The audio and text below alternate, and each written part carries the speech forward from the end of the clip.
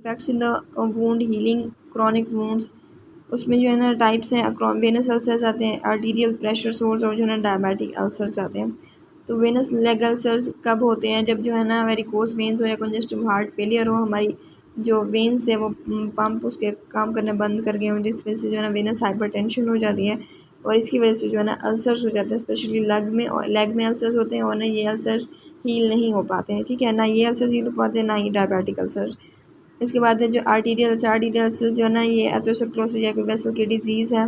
ठीक है, specially diabetes के साथ जो एसोसिएटेड होती है, उसमें जो है ना होता है इस्कीमिया हो जाता है। इस्कीमिया की वजह से जो है ना एट्रोफी और नेक्रोसिस होती है स्किन और अंडरलाइंग टिश्यूज की, और जो है ना अल्सर डेवलप हो जाता है। और ये जो आर्टीरियल अल्सर्स होते हैं क्वाइट पेनफुल होते हैं। Pressure source, bed ridden patient, जो हॉस्पिटलाइज पेशेंट्स होते हैं, इमोबल कोई ऑर्गन जो है ना कोई हमने लिम्फ वगैरह उसको इमोबलाइज कर दिया, तो उसकी वजह से जो है ना मैकेनिकल प्रेशर जो जनरेट होगा उसकी वजह से अल्सर वगैरह हो जाएगा, इस्कीमिया वगैरह हो जाएगा। ठीक है, इसके बाद डायबिटिक अल्सर्स हैं, लोअर एक्सट्रीमिटीज़ पार्टिकुलरली फीट में होते हैं। ठीक है, और इसमें जो है ना कोई वास्कुलाइटिस होती है, कोई डिजीज़ या न्यूरोपैथी के साथ या मेटाबॉलिक डिस्टर्बेंस के साथ जो है ना एसोसिएटेड होते हैं। इसमें इनमें जो है ना क्या है कि एपिथेलियल अल्सरेशन होती है और जो है ना अंडरलाइंग डर्मिस में बहुत ज़्यादा ग्रैनुलेशन टिश्यू बन रहा होता है। इसके बाद जी एक्सेसिव स्कारिंग है, मतलब defects in the wound healing, उसमें हाइपरट्रॉफिक स्कार्स हैं और कीलाइड्स हैं। ठीक है, और इसके अलावा ग्रैनुलेशन टिश्यू की बात करें अगर उसकी जो है ना एक्सेस से हो तो उसमें एक्सूबरेंट ग्रैनुलेशन टिश्यू है और एक्सूबरेंट फिब्रोमेटोसिस है। इसके अलावा हीलिंग में डिफेक्ट्स की बात करें तो उसमें डेस्मोइड्स हैं और जो है डेहिसेंस है। ठीक है, और इसके अलावा वुंड कॉन्ट्रैक्चर भी होता है। तो हाइपरट्रॉफिक स्कार देख लेते हैं क्या होता है कि जो है ना जब एक्सेसिव स्कारिंग होती है ना तो उसको हम कहते हैं कि जो है ना एक्सेसिव ये जो ना हाइपरट्रॉफिक स्कार्स बन गए, और किलॉइड्स दोनों में ही जो है ना एक्सेसिव एक्सोसेलोमेटर से कॉम्पोनेंट जो है ना इसकी ज़्यादा डेपोजिशन होती है। ठीक है, अब जो हाइपरट्रॉफिक स्कार है और किलॉइड, में डिफरेंस क्या है? दोनों ही जो है ना, एक तो मैंने बताया कि एक्सेसिव स्कारिंग की वजह से हो रहे हैं। इसके अलावा जो हाइपरट्रॉफिक स्कार होता है ना ये रिग्रेस कर जाता है, जब किलॉइड जो है ना रिग्रेस नहीं करता। और हाइपरट्रॉफिक स्कार जो है ना with in the confines of the original wound रहता है, जबकि जो ये है इसकी प्रॉपर्टी ही ये है किलॉइड्स की जो है ना ये it goes beyond the confines of the original wound. ठीक है, अब इसके बाद जो है ना जो किलॉइड्स हैं ये सर्टेन इंडिविजुअल्स में होते हैं, जबकि जो हाइपरट्रॉफिक स्कार है वो तो नॉर्मली हर इंसान में हो सकता है। ठीक है, इसके बाद है एक्सूबरेंट ग्रैनुलेशन। एक्सूबरेंट ग्रैनुलेशन ये होती है कि जो है ना एक्सेसिव ग्रैनुलेशन टिश्यू बन जाता है और वो स्किन से ऊपर प्रोट्रूड कर आता है, और जो है ना वो रीएपिथेलाइजेशन जो हमने करानी थी, लाइक हमने कहा था कि एपिथेलियल सेल्स प्रोलिफरेट करते हैं और जो है ना वुंड के एजेस जो है ना उसको क्लोज करने की कोशिश करते हैं।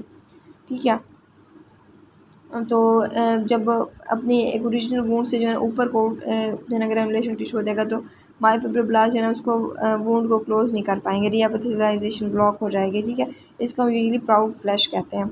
ठीक है, इसके बाद जो है ना एक्सेसिव ये फिब्रोमेटोसिस है, एक्सूबरेंट फिब्रोमेटोसिस, इस एक्सेसिव ग्रैनुलेशन होती है, लेकिन एपिथे उसकी फाइब्रोब्लास्टिक सेल्स और जो है ना अदर ईसीएम कंपोनेंट्स की होती है।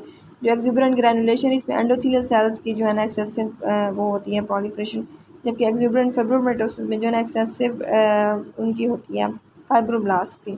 ठीक है, और ये इसको हम एक्सेसिव फाइब्रोमेटोसिस को हम लो ग्रेड ट्यूमर भी कहते हैं। इसके बाद है जी वुंड कॉन्ट्रैक्शन। वुंड कॉन्ट्रैक्शन तो नॉर्मली होती ही है, नॉर्मली हम जो देखते हैं वुंड्स वगैरह, तो जो हील होके वुंड बनता है तो वो तो छोटा सा होता है नॉर्मली, लाइक जैसे सपोज ये वैसे अल्सर हील नहीं होता, आर्टीरियल से दिखाया हुआ है। सपोज ये अगर हील हो जाए तो पहले तो इतना बड़ा वुंड हुआ है हमें, लेकिन जब ये हील हो जाएगा तो थोड़ा सा ही उसमें जो है ना स्कार या थोड़ा सा इम्प्रिंट छोड़ के जाएगा, तो इसको हम कहते हैं वुंड कॉन्ट्रैक्शन। वुंड अपनी साइज़ में जो है ना कम हो जाता है। अगर ये हो जाए एक्सेसिव तो उसको हम कहते हैं वुंड कॉन्ट्रैक्चर।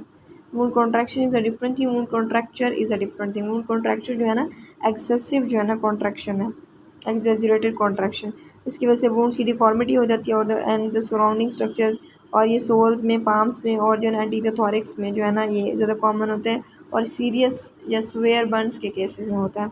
और जो पीछे हमने पढ़ा था ना, ये हमने एक्सूबरेंट फिब्रोमेटोसिस पढ़ी थी ना, ये उसमें एक्सेसिव जो ना सीनल स्कार्स या ट्रॉमेटिक इंजरीज में होते हैं। और जो प्राउड फ्लैश है इसमें इन ये अपनी जो ग्रैनुलेशन टिश्यू इसमें बहुत ज़्यादा बन रहा है ना, तो इसको फिर हम सर्जरी या कॉटरी के जरिए जो है ना रिमूव करते हैं। इसके बाद fibrosis in the parenchymal organs है।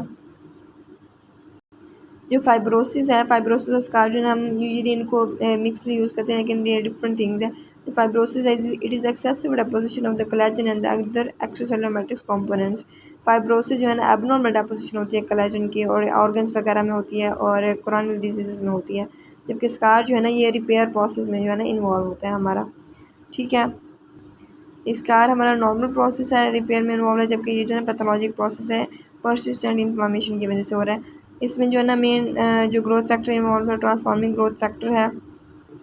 इसका से ये कहाँ से जो है ना रिलीज़ होता है, ये जो है ना जब इस्कीमिया वगैरह होगा ना तो जो है ना रिएक्टिव ऑक्सीजन स्पीशीज़ बनेगी, या नेक्रोसिस में भी रिएक्टिव ऑक्सीजन स्पीशीज़ बनती है और वो ट्रांसफॉर्मिंग ग्रोथ फैक्टर बीटा की प्रोडक्शन को इंक्रीज़ करा देंगी।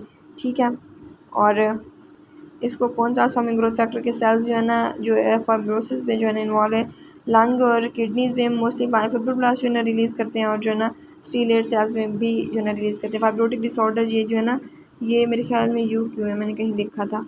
फाइब्रोटिक डिसऑर्डर्स में जो है ना क्रॉनिक डिसऑर्डर्स है, लीवर सिरोसिस वगैरह, सिस्टेमिक स्क्लेरोसिस है, fibrotic disease of the lung है, पल्मोनरी फाइब्रोसिस है, एंड स्टेज किडनी डिजीज़ और जो है ना कॉन्स्ट्रक्टिव पेरिकार्डाइटिस है। इसके बाद जो है ना ये देख लें मैकेनिज्म ऑफ द फाइब्रोसिस। उसमें ये कि जो है ना अगर टिश्यू इंजरी हुई है तो सिर्फ एपिथेलियल इंटेग्रिटी जो है ना लॉस हुई है, तो उसमें जो है ना जो है अगर लिमिटेड इंजरी थी तो जो है ना रीजनरेशन के जरिए रीएपिथेलाइजेशन हो जाती है, लेकिन अगर रिपीटेड इंजरी हो तो उसकी वजह से जो है ना इन्फ्लामेशन हो जाती है। इन्फ्लामेशन परसिस्टेंट रहे तो जो है ना टी लिम्फोसाइट वगैरह साइटोकाइन से रिलीज़ करते हैं, और जो है ना फाइनली हमारे मायोफिब्रोब्लास्ट आते हैं, और फिर जो है ना एक्स्ट्रासेलुलर मैट्रिक्स की डिपोजिशन होती है, उसको हम कहते हैं फाइब्रोसिस।